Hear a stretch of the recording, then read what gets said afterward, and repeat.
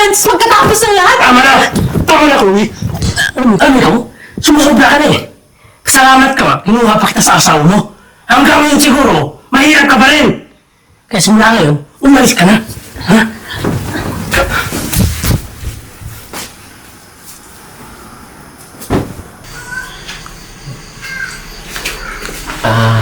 Chloe, papasok na ako. Nakaready na ba yung pagkain ko? Nahihimang ka na ba, Jeboy? Eh wala kang binibigay na pera sa akin pambili ng mga pagkain dito sa bahay, tapos mag-e-expect ka? May niluto akong sinaing para sa'yo. Eh, Chloe, kala ko naman nagawa mo na ng paraan. Ako na nga'y gumagawa ng lahat dito sa bahay. Tapos pati ba naman sa pera, sa akin mo pa iaasa? Eh, Chloe, hindi pa kasi binibigay ni Boss yung sahod ko eh. Pero, huwag ka mag-alala. Ako na ang gagawa ng paraan para magkapera tayo. Ilang beses mo na yun sinabi, Jeboy? Ilang buwan ka na hindi nagbibigay ng pera? Ilang buwan na ako nagtitiis? Alam mo, ako na lang makikipag-usap dyan sa boss mo. Tutal, di ka marunong dumiskarte.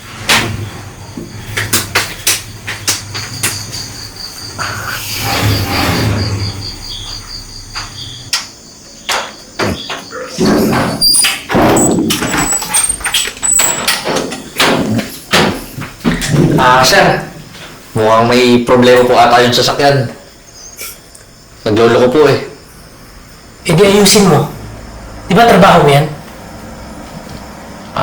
Sir, maiba ako sir, baka po pwedeng bumalik kasi wala na kaming budget sa bahay eh.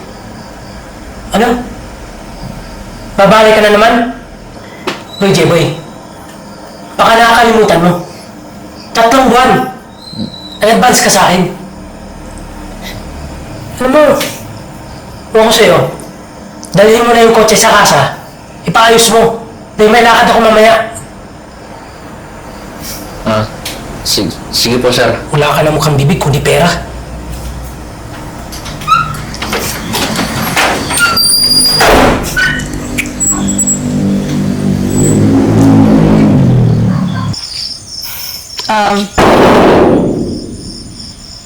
Tao po!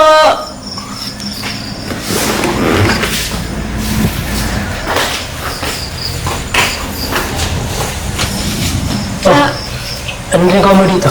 Magandang hapon po, Sir Francis. Pasok ka. Salamat po.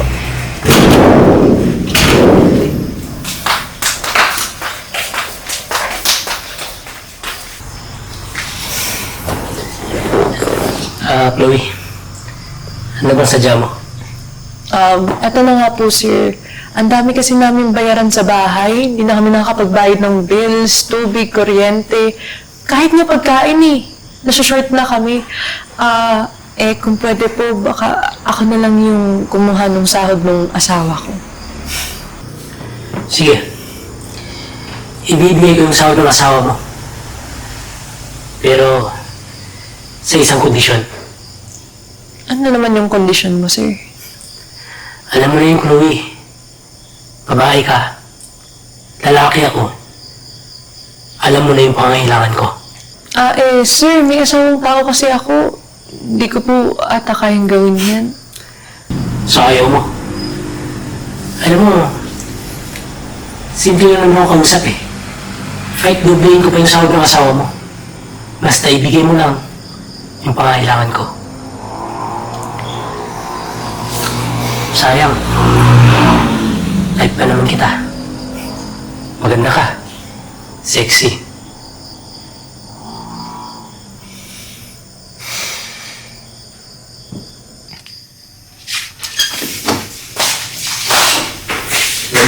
Sir! Sir!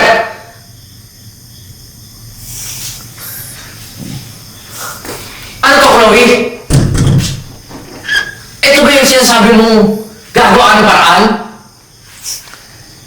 Napakababoy nyo! Jeffrey, bago ka magsalita, una sa lahat, wala kang pakinabang. At least ito si Francis, ibibigay niya sa akin lahat. Lahat ng pangangailangan ko. Eh ikaw, ultimo nga pagkain, hindi mo maibigay sa akin. Hindi ba Diba sabi ko naman sa'yo, Chloe? Gagawa akong paraan. Tsaka, nagsusumikap naman ako ah. Nagsusumikap na parang wala lang. Ilang beses mo na sinabi yan? Wala naman nangyayari. May utang ka pa nga sa amo mo. So ano? Itatapon mo na lang yung relasyon natin? Oo! Alam mo, J-Boy, imbis na pasalamat ka sa asawa mo, dahil siya mismo naghanap ng paraan para kabayad ka ng utang, Di ko kailangan magpasalamat, Francis! Papasalamat ako sa kababuhay niyong ginawa! Sa kababuhay niyo! Ngayon, di ko kailangan magpasalamat sa inyo dahil ang utak niyo, utak basura! alam mo, dami mo sinasabi, umalis ka na lang. Talagang aalis ako. Tsaka ikaw, Chloe, itong tatandaan mo. Wala ka nang babalikan. Magsama kayo. Parehas basura. Alam mo, huwag mo nang isipin yung asawa mo. Dahil dito sa bahay na to, gagawin kitang prinsesa. Babaguhin ko yung buhay mo. Basta, ibigay mo lang yung gusto ko. Alam mo, mas mabuti pa. Shopping na lang tayo. Bibiling ko lahat ng gusto mo. Haliga. Ano, tara? Tara.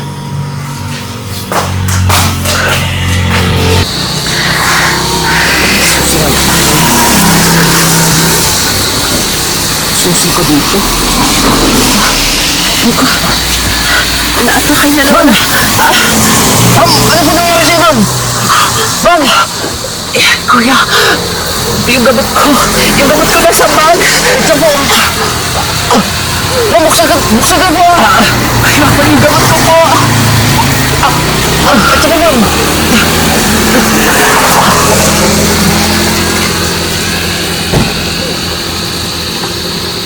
Ma'am!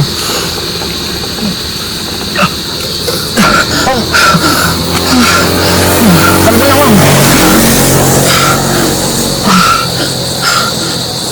Kuya, maraming salamat.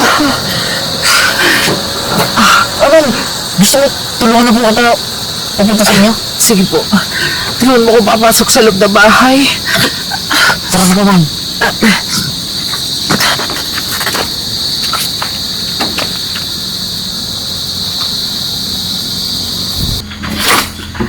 Ma'am, dahan-dahan lang po ah.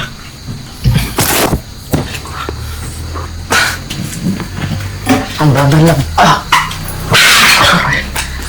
Ma'am, dahan-dahan lang po. Naku, kuya. Pasensya ka na sa abala, ha? Mabuti na lang talaga. Tinulungan mo ako. May sakit kasi ako sa puso, eh. Kaya, inatake ako kanina. Ma'am, bakit po kasi solo ka lang eh? Wala ka po bang ibang kamag-anak? Wala na. Tsaka isa pa. Kung hindi dahil sa'yo, baka wala na ako. Ma'am, ginawa ko lang naman po kung ano yung nararapat eh. Tagasan ka nga pala. Ma'am, taga dito lang sa tabi.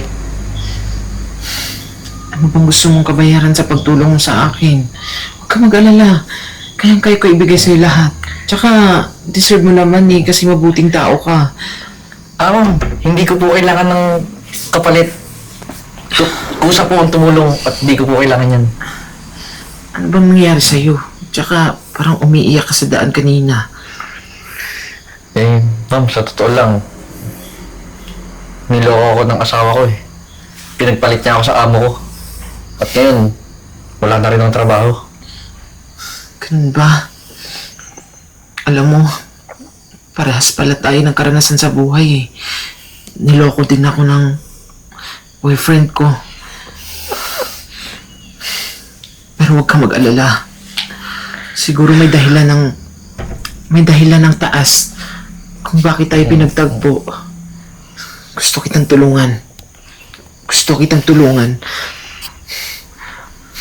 Para umangat sa buhay. Bibigyan kita ng 1,000,000. Ma'am. Hindi. Masyadong... Hindi. Huwag kang mag-alala kasi marami naman akong pera eh. Tsaka yung 1,000,000, hindi pa nga sapat bilang kabayaran yun sa pagtulong mo sa akin eh. Alam mo kung hindi dahil sa'yo, wala na ako ngayon.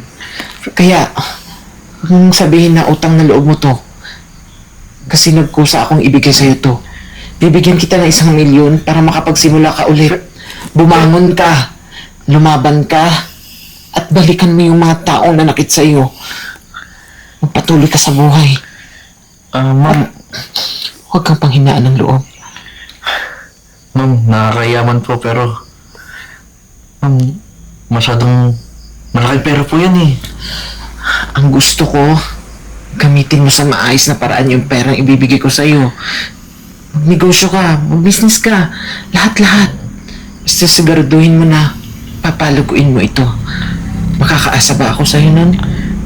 Ma'am, opo, makakaasa ka po ma'am. Tsaka, ma'am, maraming salamat po kasi malaking tulong po ito sa akin. Ayaw ko man pong tanggapin pero ma'am, para natin po makapag-umpisa ako. Tama yan. At bilib ako sa kakayanan mo. Naniniwala ako sa'yo. Paano ma'am?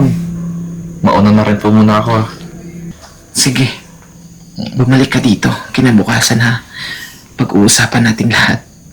Sige po ma'am. Maraming salamat po. Tsaka magpahinga ka na rin po ma'am. Salamat. Sige po.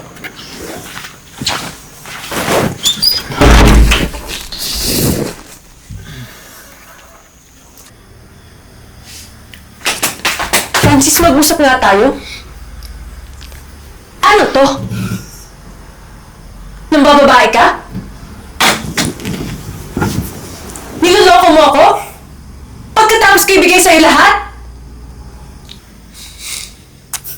Teka lang, Chloe. Bakit ba pinakikailan mo yung gamit ko? Bakit? May karapatan ako dahil girlfriend mo ako. Hoy, babae. Pwede ba, ilugaw mo yung sarili mo sa bahay ko? Baka nakakalimutan mo. Ang dahil sa akin, kaya ka naging buhay prinsesa ngayon. Tsaka, ano bang pakialam mo? Kung nababae ako. Lahat naman ang gusto mo, mga lungo mo, binibigay ko. Bakit, Francis? Ano bang tingin mo sa akin? Paarausan? So ano bang tingin mo sa sarili mo? Ha? Ano yung nakala mo? Mamahalin kita? Walang hiya ka, Francis! Pagkatapos ng lahat! Tama na! Tama na, Chloe! Ano ikaw? Sumusobra ka na eh. Salamat ka, kinuha pa kita sa asawa mo. Hanggang ngayon siguro, mahirap ka pa rin. Kaya simula ngayon, umalis ka na. Ha?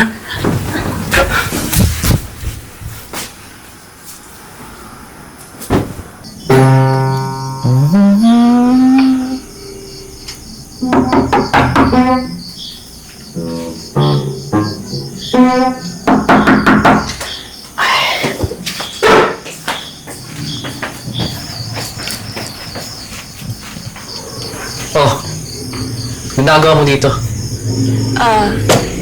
Jeboy, pwede ba kita makausap?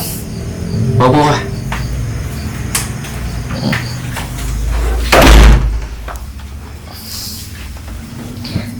Alam mo, nabalitaan ko na masagana na raw yung buhay mo. Yumaman ka na. Buti pa kayong ibang tao eh. Tinulungan ako. Tsaka sa totoo lang, itong bahay na to, binigay niya sa akin to. Tsaka lahat ng ari-arian niya, binigay niya rin sa akin. Eh ikaw, yung panahon na kailangan kita, anong ginawa mo? Kaya nga pinagsisisihan ko na lahat, Jeboy. Andito ako para makipagbalikan sa'yo. Bigyan mo ako ng second chance. Chloe, pagkatapos ng lahat ng ginawa mo sa akin, ng pambababoy mo, tingin mo babalikan pa kita? Chloe, matagal na ako nakamubon sa'yo. Di ba sabi ko naman sa'yo, wala ka nang babalikan? Huwag ka mag-alala, napatawad naman na kita eh. Pero di na natin mababalik yung tulad ng dati. Kaya, pwede ba? Umalis ka na. Jeboy, Hindi na, Chloe. Umalis ka na.